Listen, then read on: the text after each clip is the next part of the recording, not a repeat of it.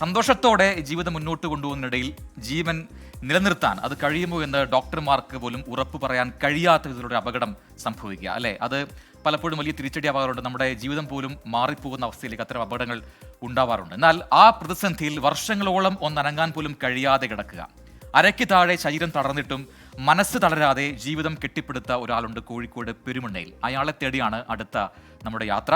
തെങ്ങിൽ നിന്ന് വീണ് അരയ്ക്ക് താഴെ തളർന്ന സതീശൻ ഇന്ന് പേപ്പറും പേനയും കുടകളും ഉണ്ടാക്കി വിൽപ്പന നടത്തിയാണ് ജീവിതം മുന്നോട്ട് കൊണ്ടുപോകുന്നത്. കോഴിക്കോട് പെരുമണ്ണയിലേക്ക് സതീശന്റെ ഇച്ഛാശക്തിയുടെ വിശേഷങ്ങൾ തേടി ഒരു യാത്ര പോവുകയാണ് റൈഡിംഗ് റിപ്പോർട്ടർ മിഥില ബാലന്റെ റിപ്പോർട്ട്. ചെറിയൊരു ചാറ്റൽ മഴയൊക്കെ ഉണ്ട്, പക്ഷെ അതൊന്നും പ്രശ്നമാക്കണ്ട. നമ്മൾ പോകുന്നത് പെരുമണ്ണയിലേക്കാണ്. പെരുമണ്ണയിലെ ഒരു വ്യക്തിയാണ് ഇന്ന് റൈഡിംഗ് റിപ്പോർട്ടറിലൂടെ പരിചയപ്പെടുന്നത്.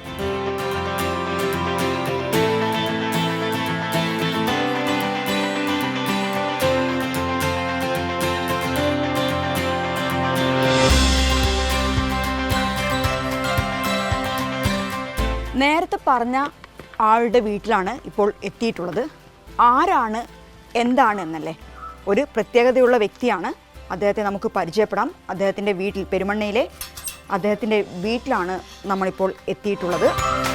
ഒരുപാട് ആളുകൾക്ക് പ്രചോദനമാകുന്ന ഒരു ആൾ തന്നെയാണ് ഇപ്പോൾ നമ്മൾ ഈ വീടിനകത്ത് കാണാൻ പോകുന്ന വ്യക്തി.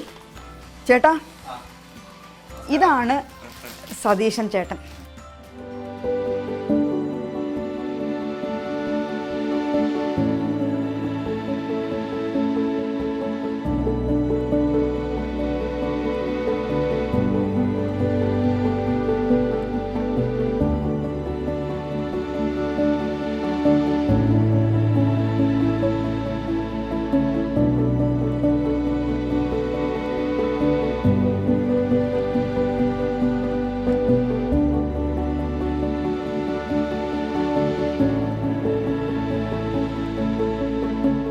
ഞാൻ 24ാമത്തെ വയസ്സിൽ തെങ്ങുമെന്ന് വീണാണ്. അത് തെങ്ങ് ചെത്താൻ പോയ സമയത്ത് അവിടെ നിന്ന് വീണ, തെങ്ങിൻ്റെ കുറൽ മടൽ ഇടിഞ്ഞ് വീണ. പിന്നെ പല സ്ഥലത്തും പല ട്രീറ്റ്മെൻറ്റൊക്കെ ചെയ്ത് കുറേ കാലം, അങ്ങനെ 10-11 കൊല്ലം ട്രീറ്റ്മെൻറ്റ് തന്നെയാണ്. 2000 ഓഗസ്റ്റ് 3-നായിരുന്നു അപകടം. അധിക ദിവസം ജീവിക്കില്ലെന്ന് ഡോക്ടർമാർ. 10 വർഷം ഒന്നനങ്ങാൻ പോലും കഴിയാതെ കിടക്കയിൽ. ഞാൻ ചോറ് കണ്ടത് തന്നെ 2 കൊല്ലം കഴിഞ്ഞിട്ടാണ്.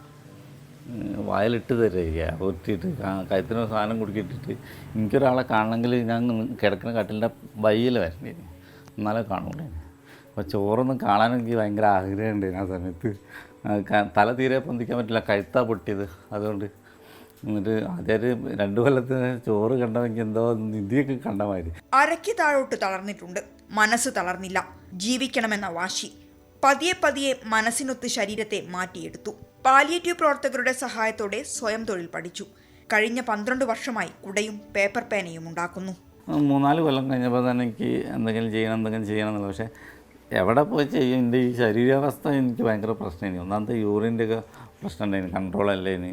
അപ്പോൾ അതൊക്കെ മനസ്സിലിങ്ങനെ തട്ടിയിട്ട് പോയി കഴിഞ്ഞാൽ വീട്ടിലത്തെ അതേ സൗകര്യം അവിടെ കിട്ടുമോ, പഠിക്കാൻ പോകണമെങ്കിൽ, അങ്ങനത്തെയൊക്കെ പ്രശ്നമുണ്ട്. പിന്നെ ആ പോട്ടുമ്പത്തുള്ള പാലിറ്റിക്കാർ എന്നെ നിർബന്ധിച്ച് ഭീഷണിപ്പെടുത്തിക്കൊണ്ടാണ് സത്യത്തിൽ. അതുപോലെ ഓങ്കാർ കട്ടാക്കും വന്നിട്ടില്ലെങ്കിൽ എന്നൊക്കെ പറഞ്ഞിട്ട്. ഒരു ദിവസം 6 കുടകൾ ഉണ്ടാക്കും. കിടന്നാണ് കുട തുന്നുന്നത്. ഏറെ ശ്രമകരമാണിത്.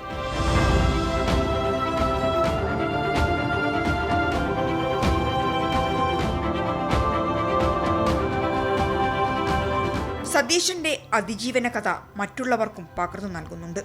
അതിലൂടെ ലഭിക്കുന്ന ഊർജവും ജീവിതയാത്രയിൽ കരുത്താണ്. ഞാൻ പോകാറുണ്ട് അവരൊക്കെ കാണാൻ. അങ്ങനെ പാലിറ്റിക്കാരനെ വിളിച്ച് പറയും, പുറത്തിറങ്ങാത്ത ആൾക്കാരൊക്കെ. ഞാൻ അവരെ വീട്ടിലൊക്കെ പോകും. പോയി കുറേ ഞാൻ തന്നെ നിർബന്ധിച്ച് ക്യാമ്പിലൊക്കെ പങ്കെടുപ്പിച്ച ആൾക്കാരുണ്ട്.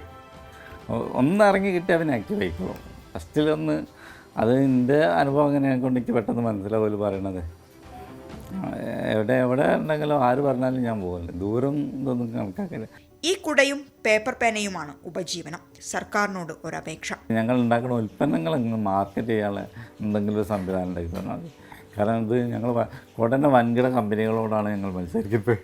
പേപ്പർ പേന എന്ന് പറഞ്ഞാൽ സർക്കാർ വിചാരിച്ചാൽ വളരെ സിമ്പിളായി ചെയ്യാൻ പറ്റുള്ളൂ. കാരണം സ്കൂളുകളിലും പിന്നെ ഓഫീസുകളിലൊക്കെ ഈ പേപ്പർ പേനകൾ ഉപയോഗിക്കാൻ പറ്റുള്ളൂ. കാരണം തന്നെ നമ്മളത് ഒരുപാട് സ്കൂളുകളിലേ ജീവിതയാത്രയിൽ അപ്രതീക്ഷിതമായി ഉണ്ടാകുന്ന ദുരന്തങ്ങളിൽ പകച്ചു നിൽക്കുന്നവരോടുമുണ്ട് ചിലതു പറയാം.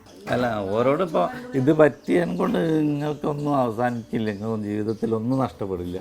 അങ്ങനെ നമ്മൾ കുറച്ച് ഭാഗം പോയി ഇവിടുന്ന് അങ്ങോട്ട് നമുക്ക് എന്താണോ വിചാരിക്കുന്നത് അത് ചെയ്യാൻ പറ്റും. അതിന് ആര് വിചാരിച്ചിട്ടും കാര്യമില്ല, നമ്മൾ തന്നെ വിചാരിക്കണം. മറ്റുള്ളവരെല്ലാം എത്ര നിർബന്ധിച്ച കാര്യമില്ല, നമ്മളെ ഉള്ളിൽ അത് തോന്നിക്കഴിഞ്ഞാൽ ഓട്ടോമാറ്റിക്. ഇനി പുരയിലിരിക്കാൻ കിടക്കുന്ന അങ്ങനത്തെ ആളുകളുണ്ടെങ്കിൽ നിങ്ങൾ ഒരു ദിവസം ഏതെങ്കിലും ഒരു ക്യാമ്പിൽ എങ്ങനെയെങ്കിലും എത്ര അസ്വസ്ഥത ഉണ്ടെങ്കിലും ഒന്ന് പങ്കെടുത്താൽ പിന്നെ നിങ്ങൾ വന്നോളൂ.